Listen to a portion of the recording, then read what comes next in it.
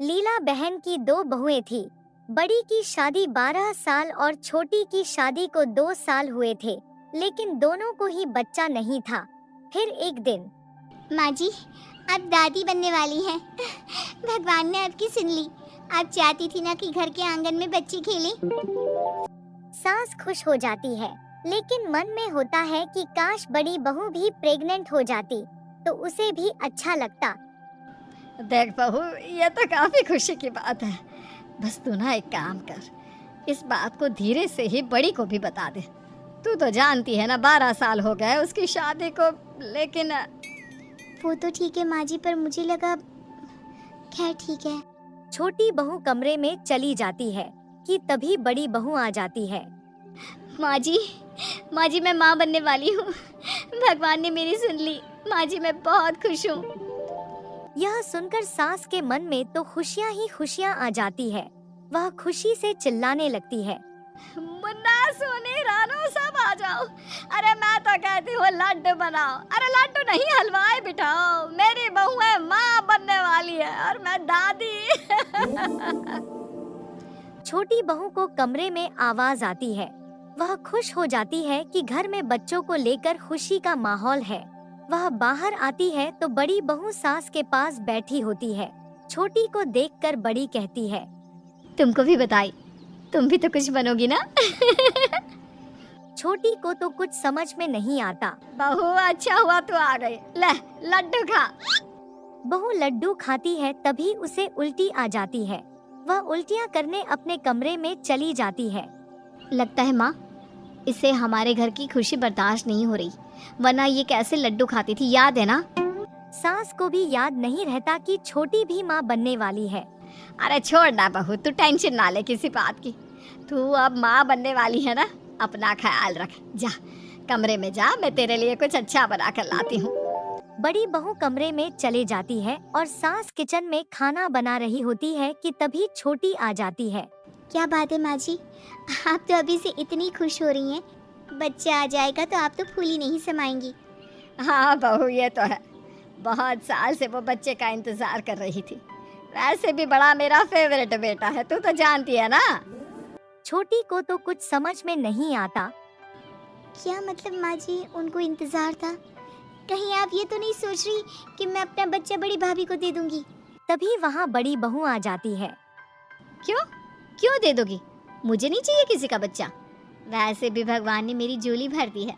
माँ जी ने बताया नहीं क्या तुमको? छोटी भाभी की बात सुनकर खुश हो जाती है। अरे वाह भाभी, माँ जी ने तो नहीं बताया।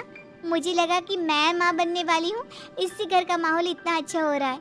लेकिन भाभी, आप भी माँ बनने वाली है, ये तो दोगुनी खुशी है इस घर के लिए। हाँ हाँ, अब ज्यादा बातें ना बना। बड़ी का सबको मिलकर ख्याल रखना है, समझी ना। लेकिन माँ जी, मैं भी तो माँ बनने वाली हूँ। हाँ तो बड़ी 12 साल के बाद प्रेग्नेंट हुई है, जरा इसके बारे में सोच। हाँ, क्यों नहीं। बड़ी बहू देख रही होती है कि सास उसका कैसे ज्यादा ख्याल रख रही है और छोटी को कम। सास का खाना बना हुआ वह छोटी के कमरे में लेकर जाती है। आए छोटी, ये खा ले। अरे नहीं दीदी, मैं नहीं खा पाऊंगी। ये आपके लिए सासू माँ ने बनाया है ना।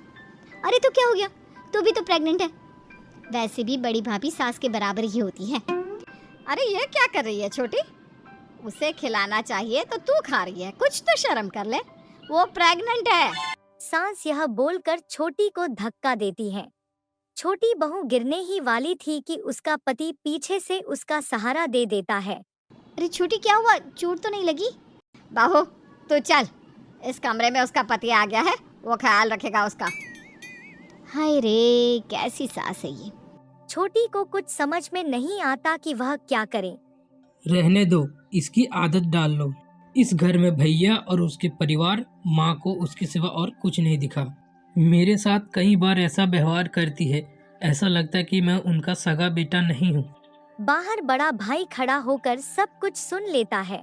वह कमरे में जाकर अपनी बीवी को सारी बात बताता है। देखिए माँ जी की ये हरकत तो बिल्कुल ठीक नहीं है, लेकिन हाँ, हम दोनों मिलकर छोटे और उसकी बीवी के लिए सास ससुर की जिम्मेदारी उठा सकते हैं। वो छोटा है आपसे, उसकी बात का बुरा मत मानिए। ठीक कहती हो तुम। अगले दिन गांव के कुछ औरतें लीला बहन के घर आती है। छोटे, आ छोटे, फटाफट पंजीरी की थाल पकड़ा। अरे रहने दे, पेट से है तुम्हारी बहू, मैं ले आती हूँ। छोटी थाल लेकर आ जाती है। अरे तो क्या हो गया, बच्चे हमने भी पैदा किए हैं, जानते हैं कि बच्चा कैसे पैदा किया जाता है। बड़ी बहू आ जाती है। उसके हाथ में पानी का गिलास होता है। अरे कोई उसके हाथ से ग्लास ले लो, पेट से है वो। अरे बड़ी क्यों काम करती है इतना, थोड़ा खुद का भी ध्यान रखा कर। पड़ोसन तो देख रही होती है कैसे दो बहुएं, दोनों प्रेग्नेंट, लेकिन सास को सिर्फ बड़ी की परवाह है। माना शीला बहन, आपको आपका बड़ा बेटा प्यारा है, लेकिन छोटी भी आपकी ही बहू है। वो भी तो पहली बार माँ बन रही है। इस तरह का रवैया ठीक नहीं है। अरे रहने दो, मुझे ना सिखाओ क्या ठीक है क्या ठीक नहीं, समझी? खैर पड़ोसन लोग चले जाते हैं और फिर सब मिलकर खाना खाते हैं। पूरा घर कचरा से फैल जाता है और फिर छोटी, ओ छोटी, चल पूरा घर साफ कर दे।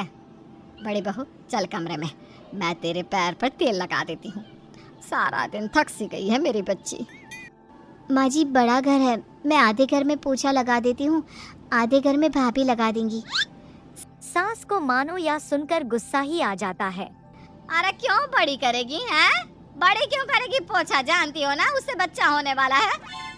बड़ी सारी बात कमरे में सुन रही थी लेकिन कुछ नहीं करती। और फिर एक दिन छोटी बहू रोने लगती है और बोलती है, नहीं माँ जी, पता नहीं क्यों सांस फूल रही है, शाम को डॉक्टर के पास चली जाऊंगी। हाँ हाँ, अरे बड़ी तू भी साथ में चली जाना छोटी के। लेकिन माँ जी मैंने तो भी पिछले महीने ही दिखाया था। तो क्या हुआ दीदी, मैं जा ही रही हूँ ना, आप भी साथ चलिएगा। माँ जी आप भी चलिए, देख लीजिएगा कि दीदी को और क्या क्या ख्याल रखना है। हाँ हाँ ठीक है, साथ चलेंगे, लेकिन उससे पहले मैं ज़रा बहू के पैरों में तेल लगा देती हूँ। माँ जी सारा दिन काम तो मैं करती हूँ, तेल आप दीदी के पैर पर लगाती हैं। वैसे ठीक ही है, मेरी तो काम कर कर के आदत हो गई है चलने फिरने की। मैं तो बैठ जाऊँ तो मुझे परेशानी होगी। हाँ हाँ ठीक है, ज़्यादा बात ना बना। शाम को सभी डॉक्टर के पास जाते हैं। डॉक्टर दोनों बहू को चेक करती हैं और फिर, अरे शीला जी, आपकी छोटी बहू की तो बच्चा एकदम फिट है, मस्ती कर रहा पेट के अंदर, लेकिन बड़ी बहू का क्या हो गया मेरा बच्चा? हाँ डॉक्टर साहब, इसको तो 12 साल बाद बच्चा हो रहा है। क्या हो गया है बच्चे को? देख लीजिए मेरे पोते को कुछ ना हो। इस बड़ी बहू को रखना पड़े यहाँ तो रख लो, पर मेरा पोता मेरा। बड़ी को हैरानी होती है कि जो सास उसके आगे पीछे घूमती थी उसके लिए नहीं बल्कि बच्चे के लिए सारा प्यार दिखाती थी। क्या आपकी बड़ी बहू काम नहीं करती? सारा दिन बैठे रहने से बच्चा सुस्त हो जाता है और कम एक्टिव होता है, जो डर की बात हो सकता है। अरे काम नहीं तो कम से कम वॉक ही करते रहना चाहिए था ना। जी वो तो मैं करती थी, वॉक भी और काम भी, लेकिन मेरी सास। यह बोलकर वह छोटी के साथ बाहर आ जाती है। घर आकर, वाह माँ जी, आप तो बहुत सेल्फिश निकली। अब मुझे पता चल गया है कि आपको मुझसे नहीं मेरे बच्चे से सिर्फ प्यार है। मैं चली मायके। मैं भी सासू माँ, जब आपको दीदी का ही ख्याल है तो उन्हीं के साथ रहिए। नहीं, मुझे माफ़ कर दो, मेरे लिए दोनों बहुएं समान हैं, मुझे माफ़ कर दो।